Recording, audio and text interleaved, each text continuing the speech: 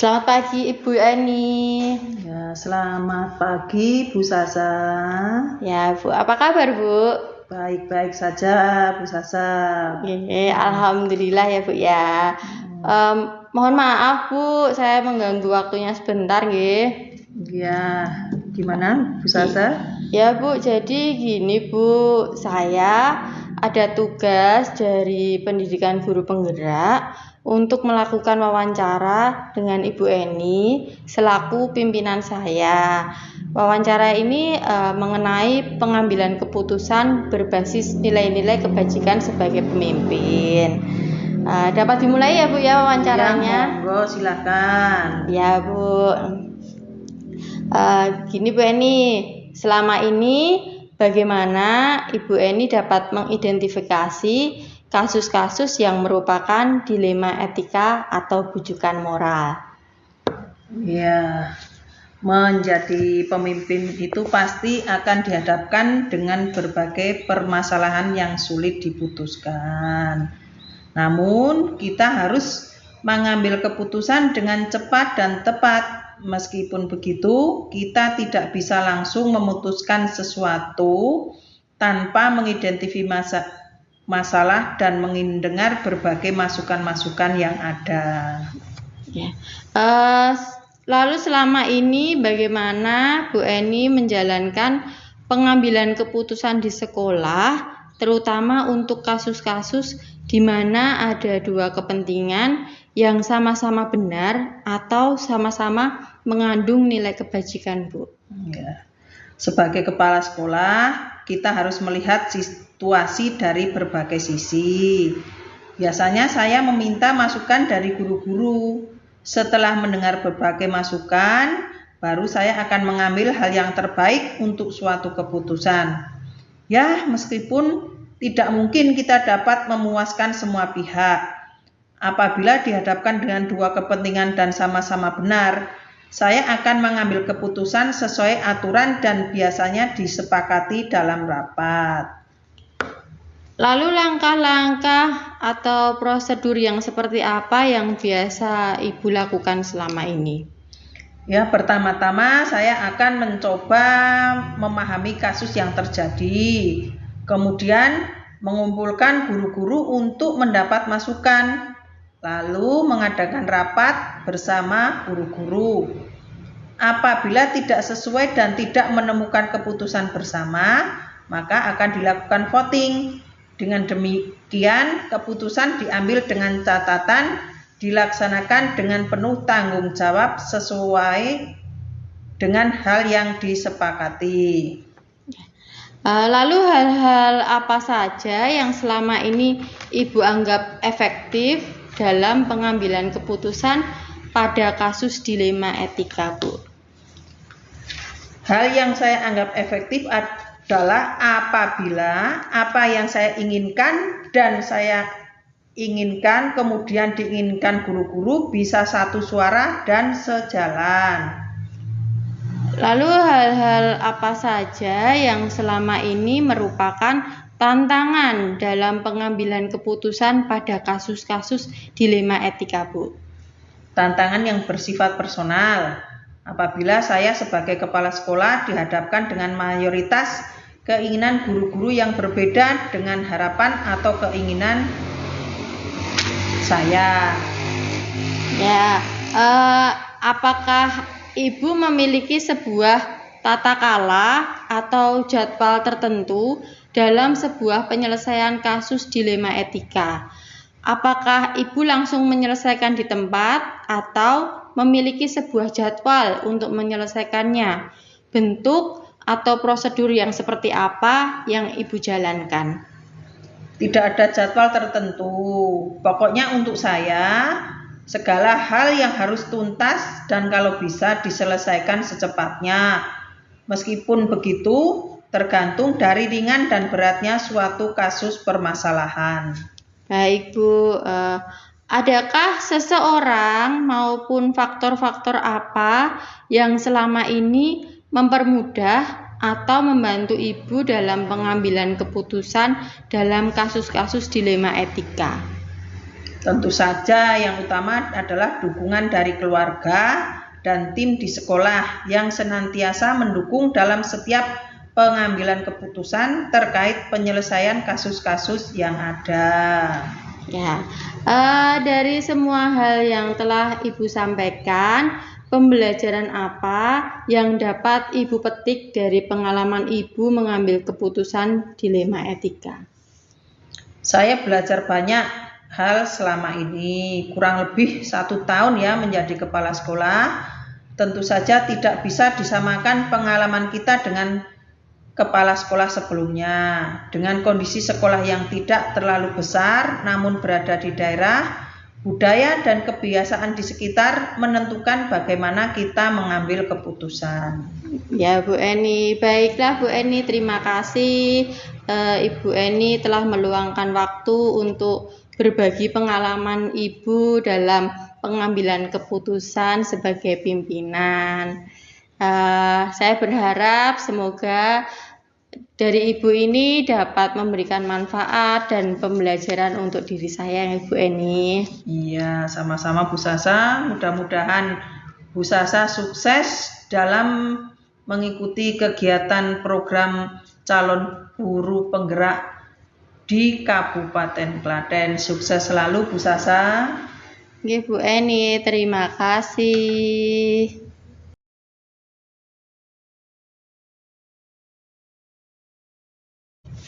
Selamat siang, Pak Gunawan. Siang, Bu Sasa. Apa kabar, Pak? Baik. Oh, Bu, gimana di tempat kerja baru? Oh, iya, Pak. Alhamdulillah, nyaman, Pak. Ya, ini ada keperluan apa ya, Bu ya? Iya, Pak, mohon maaf mengganggu waktunya. Jadi gini, Pak.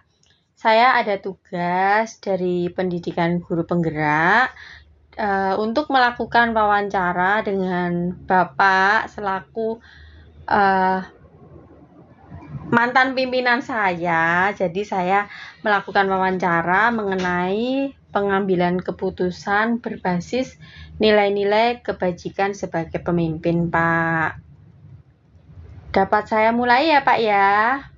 Ya, tapi sebelum itu ingin mengucapkan dulu selamat sudah bisa tergabung dalam program guru penggerak. Mudah-mudahan lancar, mudah-mudahan karirnya nanti meningkat. Amin. Ya, silakan, Bu.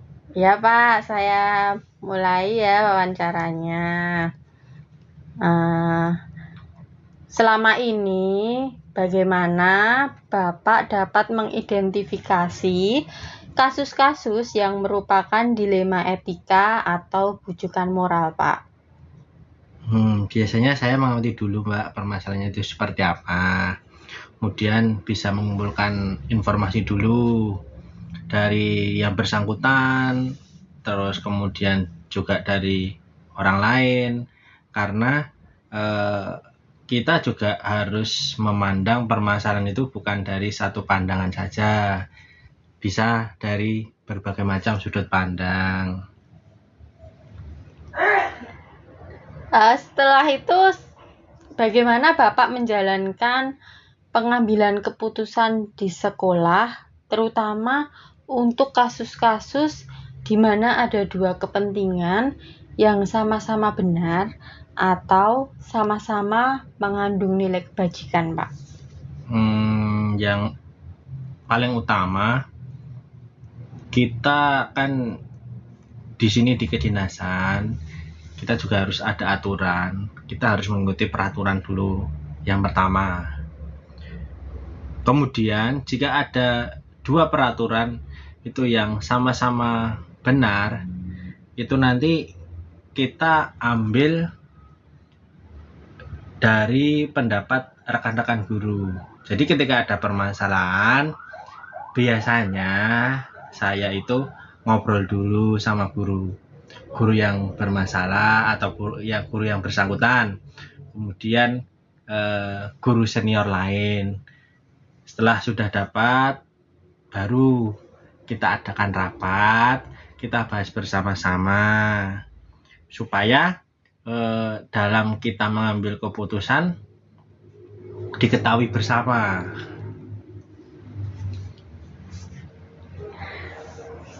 Selanjutnya, langkah-langkah atau prosedur yang seperti apa yang biasanya Bapak lakukan selama ini?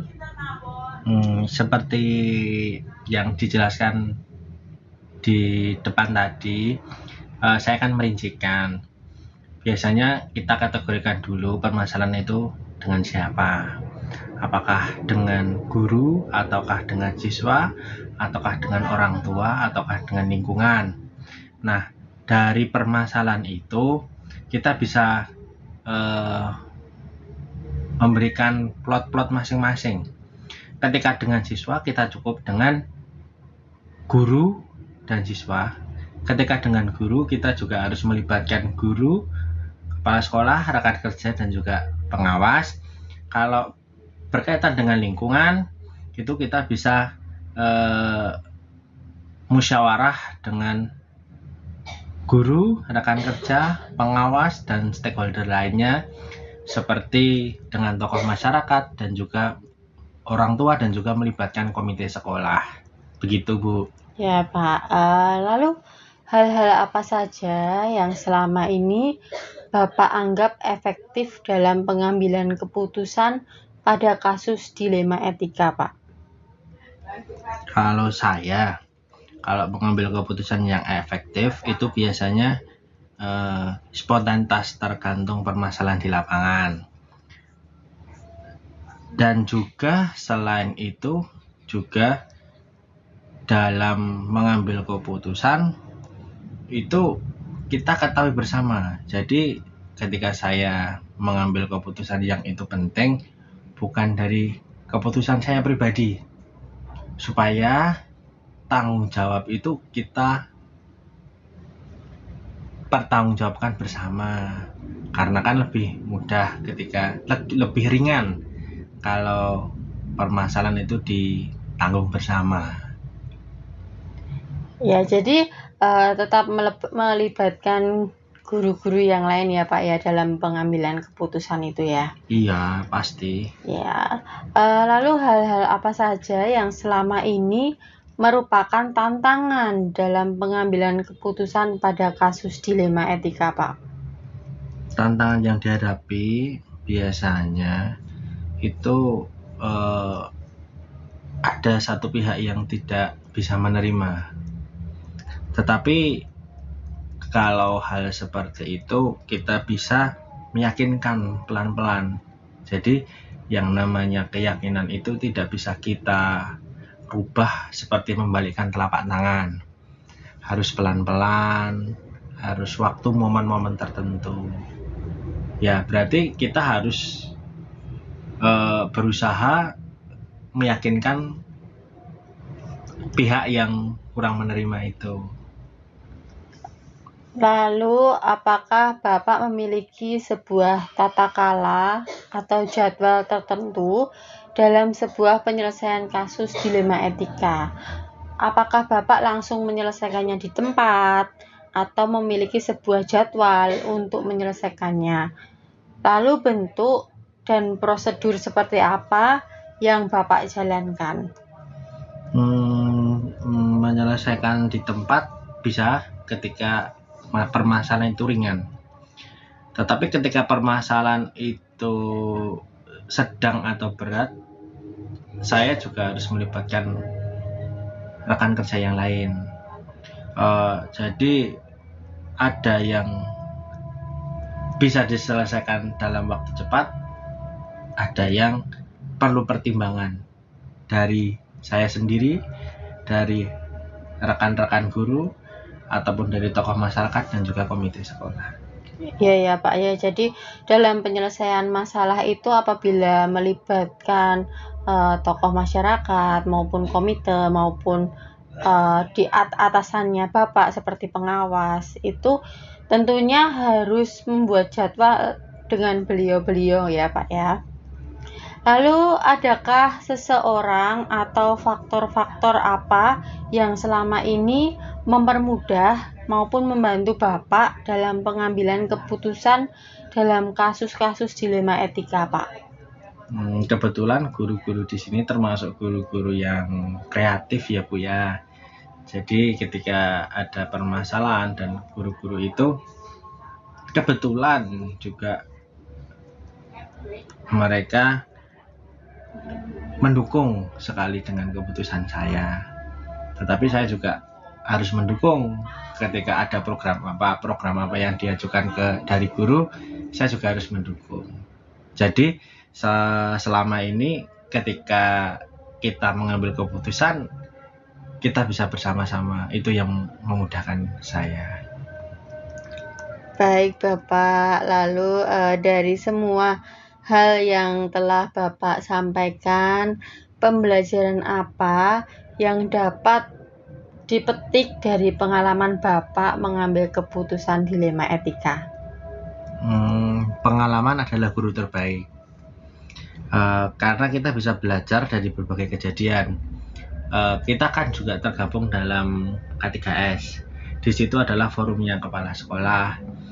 Di situ ada yang forum itu berfungsi ketika ada permasalahan bisa dikonsultasikan di situ. Nah, dari situ kita bisa mengambil pelajaran atau mengambilkan pengalaman. Jadi pengalaman tidak hanya dari diri sendiri, tapi juga dari orang lain, dan juga pengalaman bisa dari kejadian sekarang ataupun kejadian yang sudah berlalu. Seperti itu, Bu.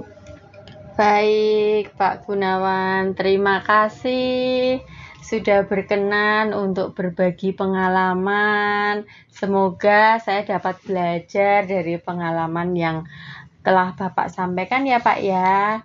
Ya, Bu, mudah-mudahan lancar programnya ya Bu ya. Lulus ya nanti. Masih kurang berapa lama ini Bu?